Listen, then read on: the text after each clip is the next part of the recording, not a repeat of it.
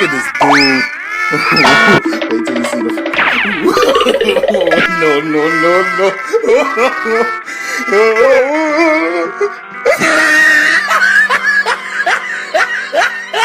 Animation is hard. It's labor-inducing, time-consuming, talent-requiring work that forces studios like Mappa to chain their workers by the ankle to a post to keep One Punch Man Season 3 on schedule. And I wanted to break down how much better Invincible Season 2 got over this. At its core, animation is a phenomenon. I mean, dude, it's a dancing mouse. Like, that's crazy. That's crazy. I feel like sometimes we take for granted how crazy that is. You know, some people would go back in time to show a caveman a car or a rocket or bring them a McDonald's Sprite. But I would show them Zuko versus Azula and let them be amazed by peak fiction. But with that being said, I think we can do that. I really like how Invincible subverts the superhero genre. In my opinion, so much of superhero fatigue has come from the fact that they all kinda look the same. Listen, I know Marvel gets dogged on for their stereotypical, "He's right behind me, isn't he?" Guys, you're gonna wanna see this. Is that the best you can do? And then like a bunch of Ultrons show up. You just had to ask. Writing. But I think a ton of it too is their visual style just hasn't changed. I think a ton of my issue with this type of visual style is the depth of the line art. You see how sometimes a sketch can lose all its depth and look like a corporate water bottle sticker when you take out the thickness of the strokes and little imperfections? In my opinion, if shows didn't prioritize being clean, but rather dynamic, it would look a little more characteristic. Like, I understand Naruto did this in the pain fight and people clown them for it, but fuck it. I think it's a really fun fight to watch.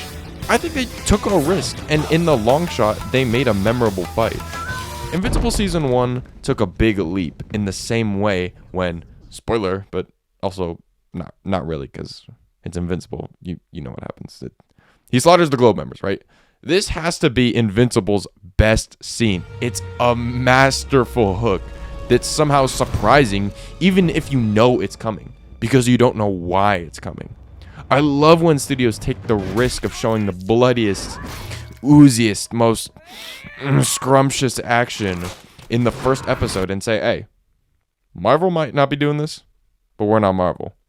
When I was rewatching this, I noticed that the camera would have wide panning shots to establish position, but when Omni-Man gets a hold of Red Rush and it zooms in on him, you can actually see it jerk a bit, the camera, to help emphasize Omni-Man's force.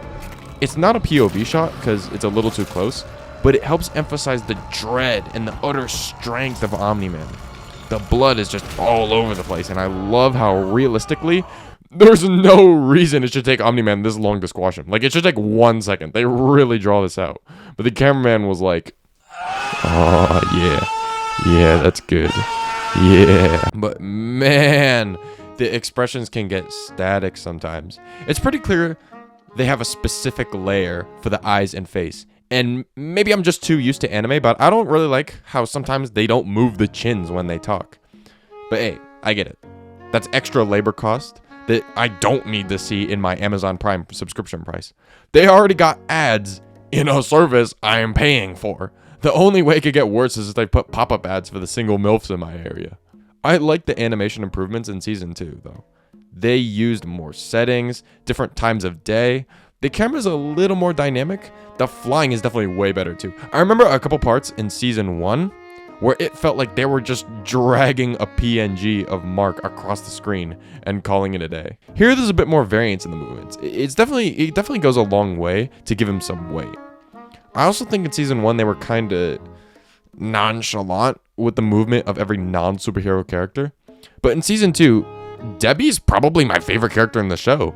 They give her the biggest variety of shot selection, from looking at her from reaching through the wine glass cabinet, shaking the camera when she slams the door, to being a little more fast and erratic, to taking it slow and letting her emotion draw out.